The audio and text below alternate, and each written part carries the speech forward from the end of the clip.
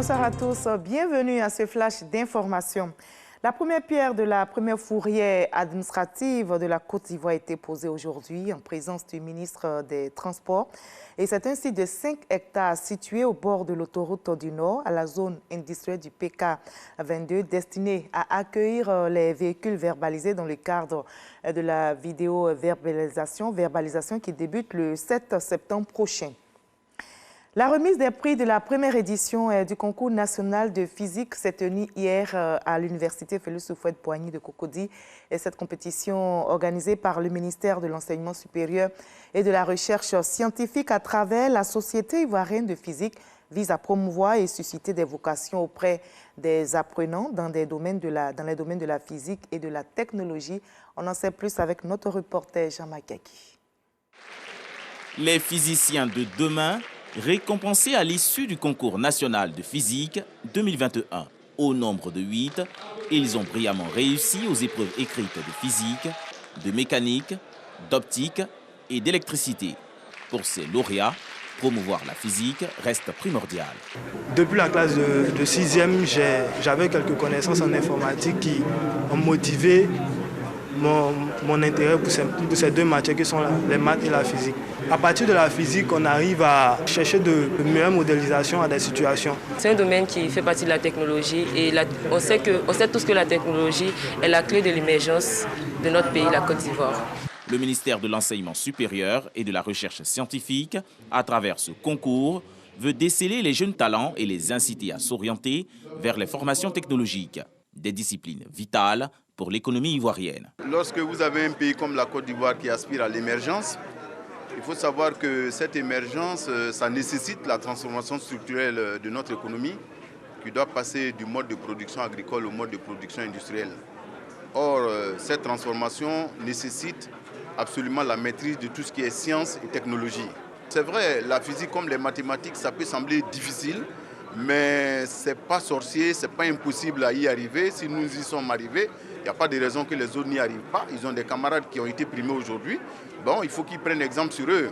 Au total, 132 candidats issus de 15 établissements de l'enseignement secondaire et supérieur ont participé à cette première édition du concours national de physique. Depuis une semaine, se tient ici à Abidjan le 27e congrès postal universel. 192 pays membres de l'institution y participent, dont le Maroc. Le chef de la délégation du Royaume du Maroc a donc participé à une lucarne de l'UPU dénommée la conférence de presse qui donne la possibilité aux représentants des pays de faire l'état de la poste dans leur pays. Face aux journalistes, donc, le chef de la délégation du Royaume du Maroc a exposé sur les avancées et les stratégies utilisées par la poste dans son pays pour passer donc de la poste classique à la poste moderne. Et selon lui, la poste au Maroc doit sa performance à l'intégration d'autres activités supplémentaires. Le pays se dit aussi prêt à accompagner la Côte d'Ivoire dans ce secteur.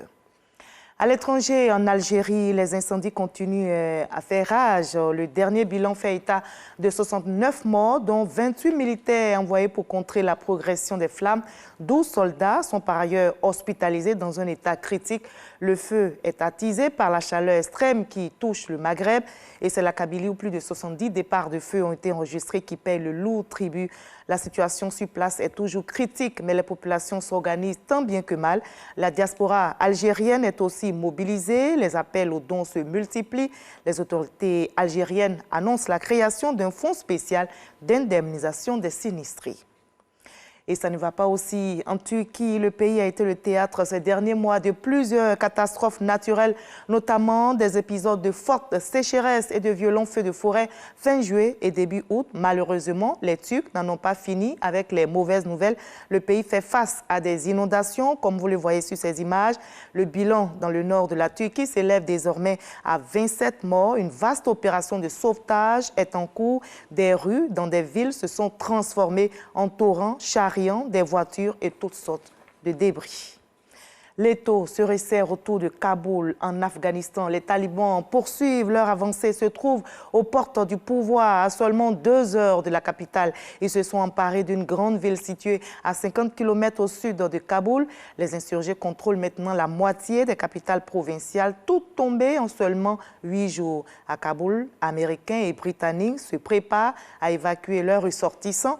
L'Allemagne réduira au strict minimum son personnel diplomatique, tout comme la Finlande.